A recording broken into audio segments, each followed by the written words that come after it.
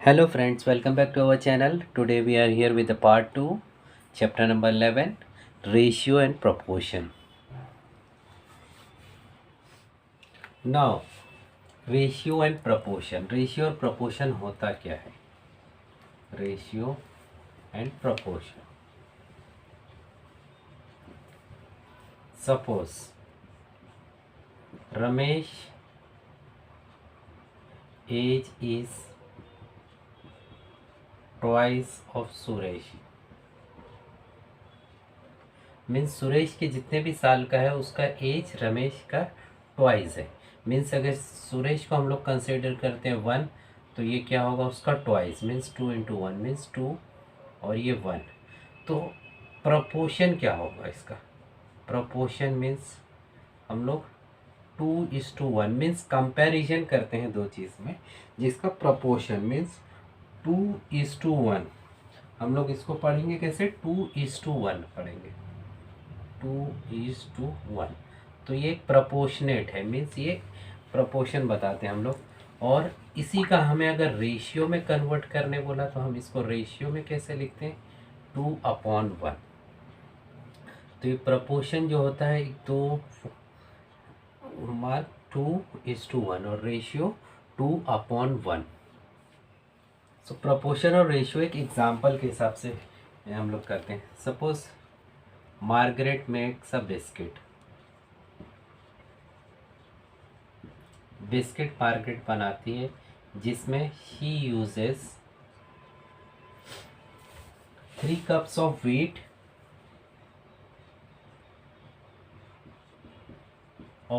Floor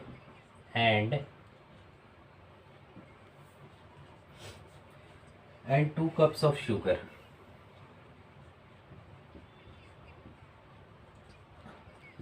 अभी biscuit बनाने के लिए वो क्या यूज़ करती है? 3 cups of wheat flour and 2 cups of sugar. तो therefore proportion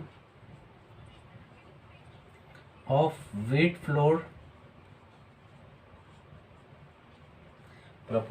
wheat flour and sugar, इसका प्रपोर्शन क्या है? 3 cups शुगर, मतलब एक बार में वो 3 cups लेती है तो उसका प्रपोर्शन साथ में क्या लेगी? शुगर 2। तो जो फर्स्ट नंबर रहेगा उसका प्रपोर्शन फर्स्ट रहेगा और जो बाद में रहेगा उसका प्रपोर्शन बाद में रहेगा, मतलब उसका नंबर बाद में रहेगा 3:2। और उसी का अगर हमें रेशियो का बनाने बोला तो रेशियो इज़ 3:2। अगर यही आंसर को हमें अगर proportion of sugar and wheat flour बोला तो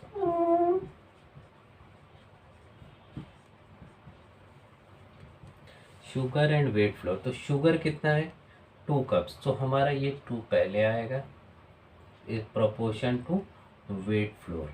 देयरफॉर रेशियो भी होगा आपका, ratio of sugar and wheat is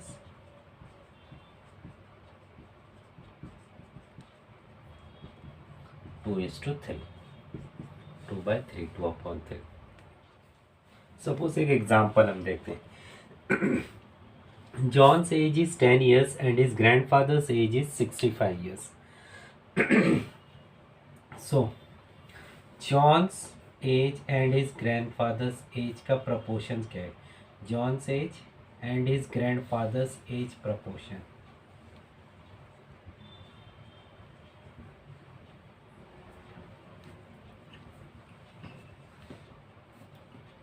Proportion is John का नाम पहले तो 10 उसका और 65, 10:65।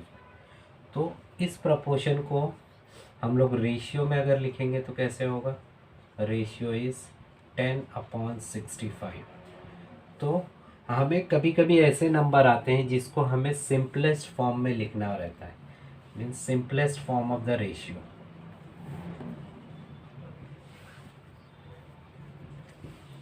अब सिंपलेस्ट फॉर्म ऑफ रेशियो क्या होता है?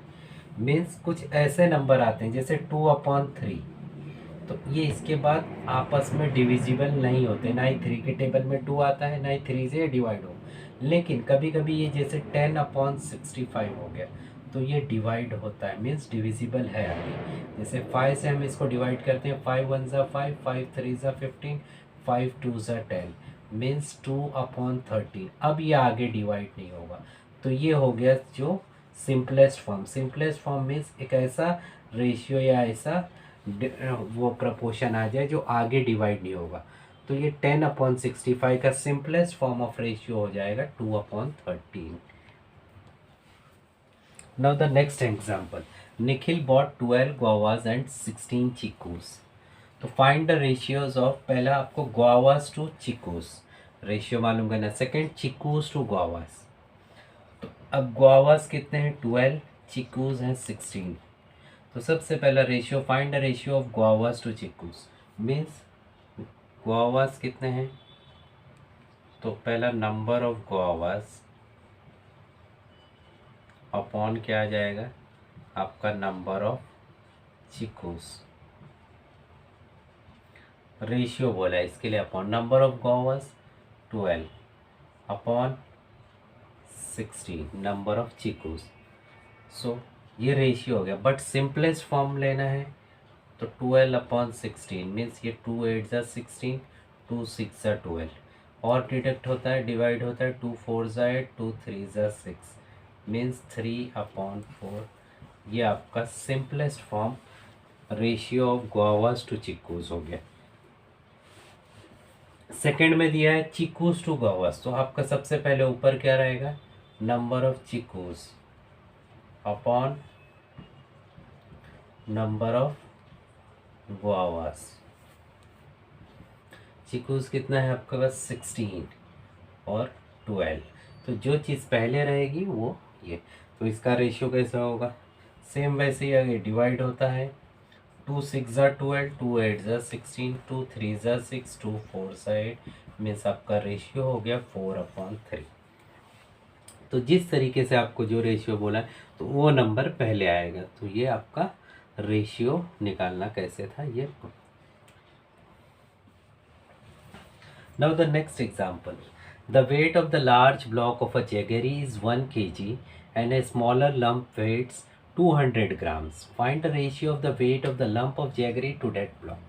Means अभी रेशियो और प्रोपोर्शन में एक सबसे इम्पॉर्टेंट पॉइंट इसके अंदर इस क्वेश्चन में आपको मिलेगा। Large block of a jaggery means एक जैगरी है, गुड़ का एक टुकड़ा है, लार्ज ब्लॉक बड़ा ब्लॉक है जो 1 kg का है।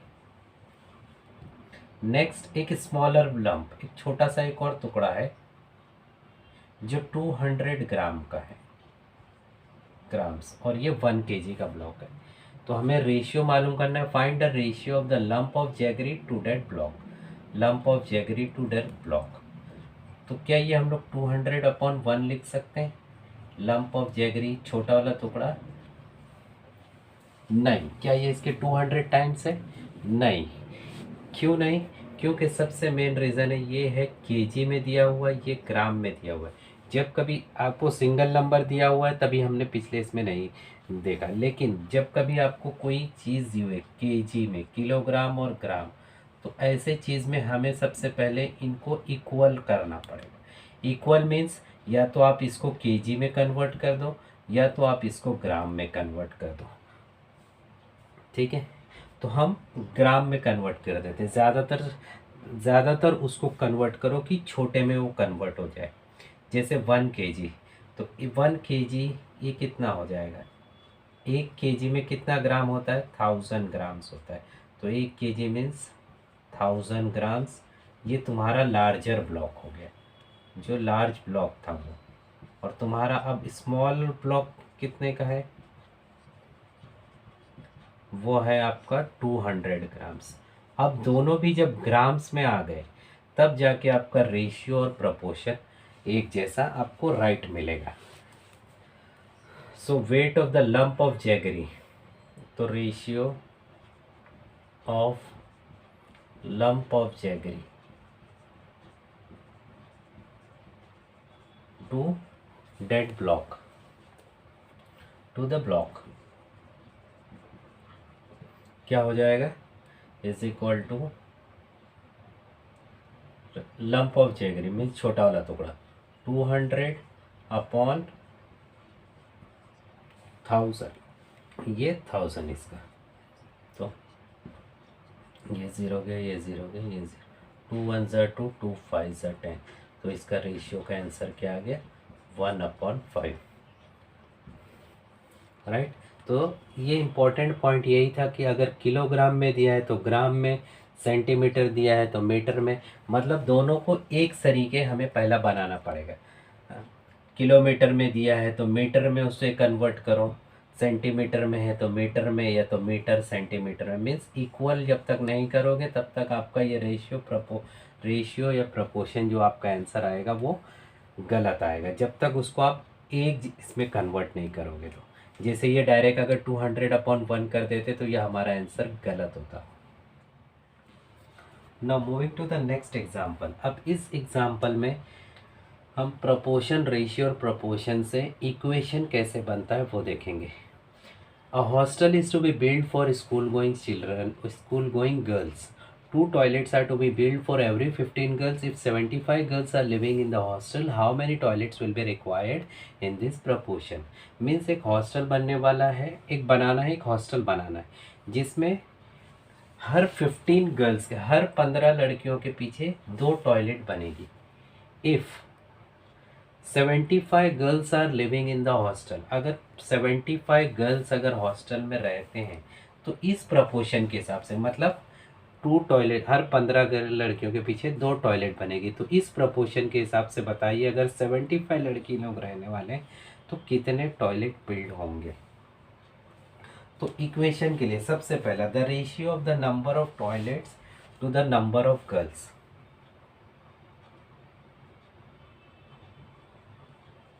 Ratio of number of toilets to number of girls, हमें जो दिया हुआ है वो मीन्स नंबर ऑफ टॉयलेट्स कितना है, हर 15 लड़कियों के पीछे 2 toilet, means 2 number of toilets to per number of girls, ये एक रेशियो हमें दिया हुआ है। तो इस रेशियो, इस प्रपोर्शन के हिसाब से अगर 75 लड़कियां रहेंगी, मतलब इसी प्रपोर्शन के हिसाब से अगर 75 लड़कियां रहेंगी तो बताइए कितने टॉयलेट होंगे। तो हमें ये नहीं पता है, तो लेट, हम लोग जैसे इक्वेशन बनाते हैं, let the number of toilets, let the proportion of number of toilets, let the ratio of the, या प्रपोर्शन जो भी लिखे, let the ratio of number of toilets be x in proportion to 75 girls, means तो ratio क्या हो गया इसका, x/75, means 75 के पीछे ये, तो ये दोनों रेशियो और ये प्रपोर्शन सेम है क्योंकि इसी, देयरफॉर तो हमारा इक्वेशन क्या बना इस हिसाब से, 75 गर्ल्स के पीछे x नंबर ऑफ टॉयलेट है मीन्स, और सेम इसी के प्रपोर्शन के हिसाब से 15 के हिसाब से 2 नंबर्स ऑफ टॉयलेट्स बनने वाले हैं। तो ये आपका इस तरीके से इक्वेशन बनेगा, मीन्स उसी प्रपोर्शन को देखते हुए हमें एक अगला नंबर, कोई दूसरा एक नंबर हमें फाइंड आउट करना रहेगा। और इसको सॉल्व जैसा नॉर्मल आप तरीके से करते हैं, 75 12/15, जहाँ वेरिएबल है उधर वो नंबर डिवाइड में है तो हम मल्टीप्लाई में कर देंगे, सो मल्टीप्लाई यहाँ पर भी, तो और आप वैसे ही लिखेंगे जिस तरीके से इक्वेशन सॉल्व करते थे, multiplying 75 on both the sides, 75 तो आपका कट हो गया x, 15 1 ज़ा 15, 15 5 ज़ा 75, सो 12 5 ज़ा 60, सॉरी 2 है ये, तो 2 5 ज़ा 10, मीन्स आपका आंसर क्या हो गया 10। तो कितना टॉयलेट लगेगा, if 75 girls are living in the hostel, therefore 10 number of toilets will be required in this proportion. ये हो गया आपका answer. So moving to the next example, अब इस एग्जांपल में जो रेशियो और प्रोपोर्शंस के रिलेटेड है, a bunch of 15 bananas cost ₹45, मतलब 15 बनाने, जो 15 केले हैं वो 45 रुपीज़ के। तो how much will 8 bananas cost, तो 8 बनाने, जो 8 केले हैं वो कितने रुपए के होंगे। तो इसमें 15 बनानास कितने के हैं, 45 रुपीज़ के। तो एक बनाना कितने का होगा, 1 बनाना कॉस्ट कितना होगा, cost of 1 banana is equal to. तो ऐसे सिचुएशन में भी हमें रेशियो और प्रोपोर्शन करता है। 15 बनानास का कॉस्ट है, टोटल नंबर ऑफ बनानास कितने हैं आपके 15, जिसका टोटल कॉस्ट है 45। तो 45 डिवाइड बाय 15, तो आपका आ जाएगा 1 एक बनाने का कॉस्ट। तो 45 बाई 15 मीन्स ये बन गया एक तरीके का रेशियो। तो जब इसको सॉल्व करेंगे 15 1 ज़ा 15, 15 3 ज़ा 45, means cost of 1 banana is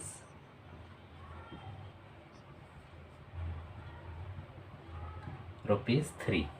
तो एक बनाने का कॉस्ट हो गया 3 रुपीज़। तो हम लोग 8 बनाने का कॉस्ट मालूम कर सकते हैं। देयरफॉर कॉस्ट ऑफ 8 बनानास, जब एक का कीमत आपको पता है, एक की 3 रुपये है, तो 8 की कितनी होगी, तो 3 मल्टीप्लाई बाई 8। तो कॉस्ट ऑफ 8 बनानास इज 3 8 ज़ा 24। मीन्स ये इस तरीके से क्वेश्चन से हमने क्या पता चला कि हमें अगर एक 15, जैसे 15 केले की कीमत दी थी 45, तो हम लोग सिंगल, कोई भी एक सिंगल अमाउंट मालूम करने के लिए भी हमें रेशियो की ज़रूरत होती है। तो ये रेशियो निकालने के बाद उसका सिंगल उसका कॉस्ट आ गया। फिर आपको जितने भी नंबर्स का उसका कॉस्ट चाहिए या जो भी चाहिए, तो आप उसको मल्टीप्लाई करके आप निकाल सकते हो। Next, if a bunch of 10 flowers cost 25 rupees, how much will 4 flower cost. Same पिछले वाले क्वेश्चन की तरह एक क्वेश्चन है। अगर एक फ्लावर का बंच है, 10 फ्लावर है, जिसका कॉस्ट है आपका 25 रुपीज़, तो how much will 4 flower cost. तो सबसे पहले 10 फ्लावर्स का कॉस्ट कितना है, 25 rupees. Therefore what will be the cost of 1 flower, therefore cost of 1 flower is equal to, नीचे नंबर ऑफ फ्लावर्स और ऊपर उसका cost of flowers, means 10 divide by 25। तो कॉस्ट क्या हो गया, तो ये आपका रेशियो हो गया। ठीक है, कॉस्ट ऑफ ये 1 फ्लावर हो गया। आप इस रेशियो को जिस तरीके से आप चाहिए आप इसको डिवाइड कर सकते हो। अगर आपको रुपीज़ में निकालना है, कभी आपको कॉस्ट ऑफ 1 फ्लावर बोला है, तो आप कैसे निकाल सकते हो, 0 है तो इसको निकाल के एक 0 है तो 2.5 रुपीज़, मीन्स 2.50 रुपीज़ हो गया, राइट, कॉस्ट ऑफ 1 फ्लावर। आप इसी इक्वेशन को डायरेक्ट भी सॉल्व कर सकते हो। अगर आपको आगे क्वेश्चन क्या बोला है, 4 फ्लावर की कीमत निकालनी है, तो 4 flowers, therefore cost of 4 flowers, means ये पॉइंट में आंसर आया। आप इसको भी कर सकते हो, जैसे सिंगल फ्लावर का कॉस्ट कितना है, 25/10 हमने मालूम करे, तो 4 कॉस्ट का फ्लावर, इसको मल्टीप्लाई बाय आप 4 कर सकते हो। तो कुछ भी नहीं, 25 4 100/10, this 0 means cost of 4 flower हो गया आपका 10 रुपीज़। आप इसको इस तरीके से भी कर सकते हो। आपका आंसर 2.50 आया तो मल्टीप्लाई बाय 4 करोगे, तो 4 करोगे तो भी 4 5 ज़ा 20, 4 2 ज़ा 8, 4 2 ज़ा 8 और 2 10। तो आपका आंसर दोनों तरीके से सेम आएगा। सिर्फ डायरेक्ट इसको डिवाइड नहीं करते हुए ये दोनों भी मेथड आप अप्लाई कर सकते हो। ठीक है, तो इस चैप्टर में इतना ही था, रेशियो एंड प्रपोर्शंस। आपको इसमें इक्वेशन कैसे पता बनाना है, फिर उसका सॉल्यूशन कैसे करना है, और फिर बाद में सिंगल डिजिट अगर आपको मालूम करना है तो वो, तो रेशियो और प्रपोर्शंस में इतना ही है। और आपको जैसे अलग कोई कैटेगरी के दिए रहे, कोई केजीज के दिए हुए हैं, तो हम उसको ग्राम्स में कन्वर्ट करना है। किलोमीटर के दिए हुए हैं तो आपको उसे मीटर में कन्वर्ट करना है। आपको पहले उसको सिंगल डिजिट में कन्वर्ट करके फिर बाद में आप उसका रेशियो और प्रोपोर्शन निकाल सकते हैं। So thank you.